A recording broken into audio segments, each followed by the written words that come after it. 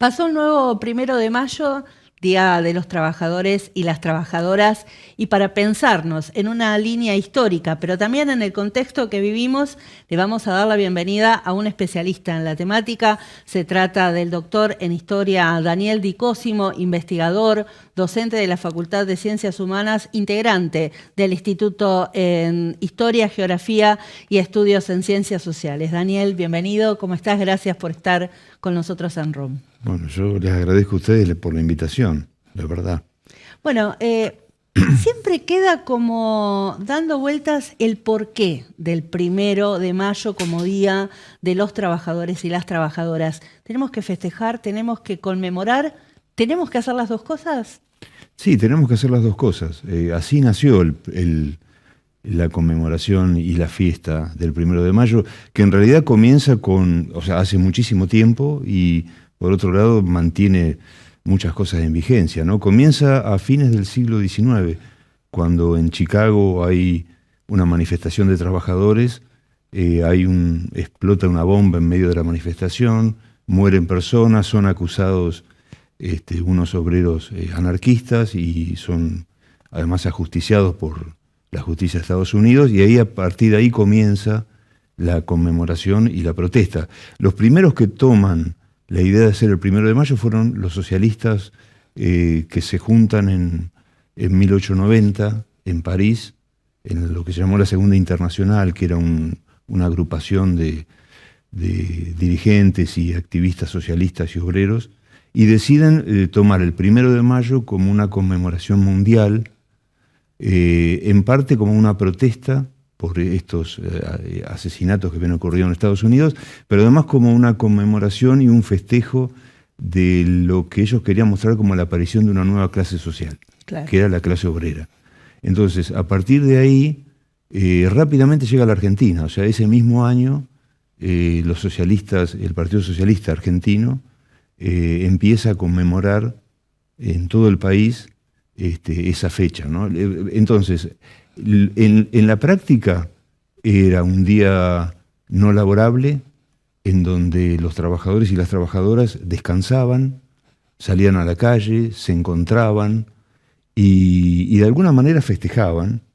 ¿Qué festejaban? Bueno, festejaban ser trabajadores y trabajadoras, estar juntos, tomar conciencia de que juntos eran más fuertes, y al mismo tiempo empezaban a reclamar cosas. Por ejemplo, lo que se reclamaba era la jornada de 8 horas, que el trabajo infantil estuviera regulado, que el trabajo de las mujeres estuviera regulada, se pedía seguridad en el trabajo, mejores salarios. Es decir, esta doble condición de ser una conmemoración de un hecho trágico, de mostrarse como una nueva clase social, ¿frente a quién? A la burguesía y frente al Estado, y al mismo tiempo salir a la calle a festejar y a marchar, es algo que no ha desaparecido, sigue estando hoy. Pasó hace 2 días, ¿no? O 3 días, cuando salimos a marchar por el 1 de mayo en Tandil. Y, digamos, eso se ha mantenido constante. Lo que ha cambiado por ahí son los momentos políticos, ¿no? Eso sí ha cambiado durante la historia del siglo XX y XXI, ¿no? El movimiento obrero en la Argentina es uno de los más potentes, si se quiere, en América Latina, y hoy estamos en una encrucijada particular, ¿no? Donde parece que todo eso va a cambiar rápidamente, tangencialmente, y que después va a ser algo difícil retrotraerse, ¿no? ¿Cómo lo ves vos también desde tus ojos y tus lentes de historiador? Bueno, además de historiador, yo soy un trabajador docente Claro. y estoy muy preocupado por lo que está pasando, ¿no? Hace poco marchamos por el futuro de la universidad y después marchamos por el 1 de mayo, así que son 2 marchas que estuvieron muy conectadas entre sí. Vos decías muy bien, el movimiento obrero argentino es uno de los más poderosos, un movimiento que ha ido cambiando durante el siglo XX y el siglo XXI. Hoy ya no es tan fuerte la clase obrera industrial. Los sectores de servicios y los empleados públicos han crecido mucho, y al mismo tiempo ha crecido mucho un sector informal, ¿no? Sobre todo de jóvenes que ya creo que no se consideran parte de una clase. Entonces eso es lo que genera un poco de inquietud y de inseguridad, digamos. qué piensan los jóvenes de su trabajo, ¿no? Y eso es lo que los historiadores estamos tratando, más que los historiadores diríamos nuestros colegas de la sociología y de la antropología, los que están más al tanto de cómo cambian las identidades en la actualidad. Entonces uno puede decir, bueno, el 1 de mayo nace como un intento de constituir una clase y una identidad, una grupalidad muy propia, ¿no? Exactamente, que en esa época necesitaba ser reconocido por la burguesía, el capitalismo y el Estado. Y hoy en día nosotros salimos a la calle a protestar. Sobre todo lo que tratamos de hacer es de que no cambie las conquistas que hemos logrado. Y al mismo tiempo sabemos que hay muchos jóvenes que están trabajando, pero que ven esto de una manera diferente, ¿no? Esa es la gran incógnita. Por ejemplo, los chicos que andan en las motitos y en las bicicletas repartiendo productos. Sí. Bueno, ¿qué son? Son trabajadores, son emprendedores. ¿Cómo se ven a sí mismos, ¿no? Eso es un desafío, tratar de entenderlos y de alguna manera de colaborar a que su vida y su trabajo mejore. Porque de alguna manera nosotros como historiadores tratamos de entender el pasado, pero inevitablemente lo hacemos desde el presente. Entonces, estas cosas, bueno, nos ponen en cuestión, nos interpelan, nos obligan a repensar permanentemente qué está pasando y de ahí en más ver el pasado también, ¿no? En este recorrido del movimiento obrero, ¿cuál ha sido el lugar de los sindicatos, las agremiaciones y un poco cómo ves ese lugar que está redefiniéndose hoy?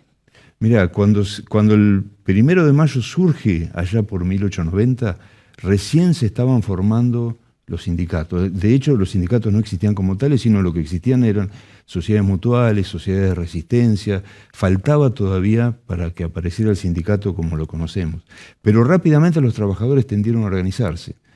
Y el sindicalismo argentino se fue formando, fue cambiando. Hoy en día ya no es el mismo sindicalismo del siglo XX incluso, pero lo que uno ve es que aún en sectores muy dinámicos, como por ejemplo podrían ser los informáticos, ¿no? Los chicos que trabajan en las grandes empresas no quiero dar nombres pero las grandes empresas que son el orgullo de Tandil, que supuestamente son trabajadores individualizados, que compiten entre sí, que tienen casi más de emprendedores que de trabajadores, aún en esos lugares tienden a organizarse en sindicatos. Es decir, es algo que por ahí a veces no vemos.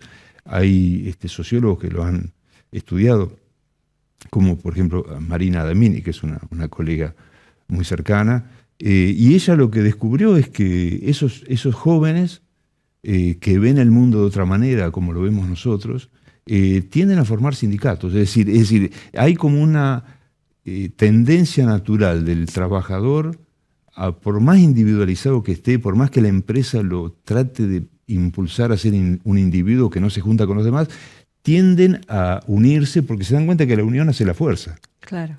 ¿No? Claro. En ese sentido, es decir, el sindicalismo está cambiando, pero aún tiene la potencia de convocar grandes concentraciones y está peleando por lo suyo, porque los sindicatos son necesarios, los sindicatos tienen una larga tradición en Argentina, una larga historia, y tienden a defender la organización, pero también a nosotros, que somos trabajadores, ¿no? Eso no hay que perderlo de vista. Si los sindicatos y los gremios comenzaron con el socialismo aquí en la Argentina, ¿se puede decir que como una segunda etapa viene con la llegada del peronismo y la relación que entabla Perón con los sindicatos? Sí, tal cual. El peronismo fue un momento crucial porque de alguna manera selló una alianza entre el movimiento sindical y el Estado. Uh-huh. Y un partido político, ¿no? Que fue el peronismo, que se ve a sí mismo más bien como un movimiento, no tanto como un partido. Hasta ese momento existían varias corrientes ideológicas dentro del sindicalismo, pero se veían distantes del Estado, ¿no? El peronismo de alguna manera es un momento en que se forma una alianza que, bueno, fue cambiando con el tiempo. Hoy en día los sindicatos son, creo que, más autónomos del Estado que lo que eran en el siglo XX, ¿no? Claro. Pero de todas maneras lo siguen viendo como un aliado.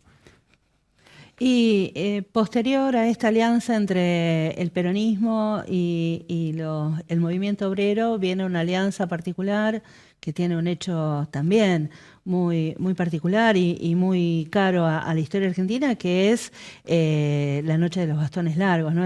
La unión de los estudiantes, del estudiantado universitario sobre todo, con la lucha obrera. ¿Eso crees que se volvió a retomar en esta última marcha del 23 de abril? Sí, es muy interesante lo que decís. Esa alianza ha surgido cada vez que ha habido una crisis política y social importante. Como vos decís, la Noche de los Bastones Largos se da en la Revolución Argentina, que fue una dictadura que atacó a las universidades, pero también atacó al movimiento obrero, y ahí surgió una alianza que fue muy importante porque generó hechos sociales y políticos como el Cordobazo, el Rosariazo, el Tucumanazo, que fueron grandes puebladas, pero también grandes movilizaciones obreros estudiantiles de fines de los 60. Creo que hoy en día se está dando eso de vuelta, pero además se está dando otra confluencia, que es la confluencia de los sindicatos con las organizaciones sociales de trabajadores no registrados, ¿no? Claro. Que eso es algo que todavía no ha cristalizado del todo, porque la CGT, por ejemplo, hasta hace pocos años no se llevaba bien con los movimientos sociales de la economía popular. El nuevo o la sujeto economía de social. fines de los 90 y principios del 2000. Claro, exactamente. Pero sin embargo hoy en día es notable cómo están articulando las protestas, ¿no? Claro. En ese sentido hay un cambio.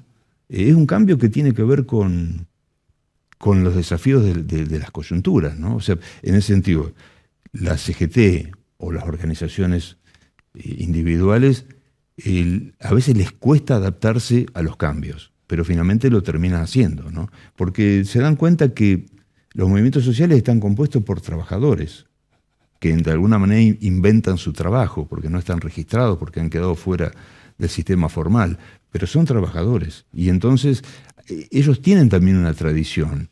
Ellos fueron trabajadores, fueron afiliados sindicales, y entonces saben que la organización es lo que les da poder, y en ese sentido hablan el mismo idioma que los sindicalistas de la CGT.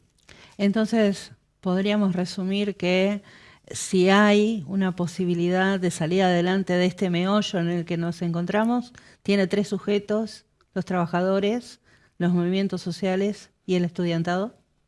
Sí, yo creo que sí. Como se está planteando ahora, es lo que está en la calle y es lo que está apelando, interpelando a los diputados y senadores, ¿no? En ese sentido, en un momento de gran incertidumbre, en donde el sistema político parece estar a punto de estallar y de cambiar, lo que está movilizando, sí, tiene objetivos claros, son estos tres actores. ¿A dónde vamos a ir a parar? No lo sabemos. Yo como historiador no hago pronósticos, Bien. pero digamos, me mantiene de alguna manera esperanzado, que estos sectores estén en la calle, ¿no? Luchando. ¿Qué significa para un historiador estar siendo testigo de un momento que va a quedar en la historia seguramente? Bueno, eso para los historiadores es una cosa muy particular. Nosotros vemos, el historiador de alguna manera tiene la sensibilidad de poder decir, este es un momento crucial. O sea, como hemos estudiado tantos otros del pasado, Claro. Y cuando lo vemos pasar por delante nuestro, decimos, este es un momento crucial. Bueno, este es un momento crucial, como fue el 2001, este es un momento también crucial. No digo que me alegra verlo, porque en realidad nos está perjudicando, nos está golpeando, nos está haciendo sentir inseguros. Claro. No es para alegrarse, pero sí te conmociona y de alguna manera agradeces poder estar vivo para verlo. Pero espero que salgamos bien parados de esta, ¿no? La verdad. Esperamos. Gracias, Daniel. No, gracias a vos.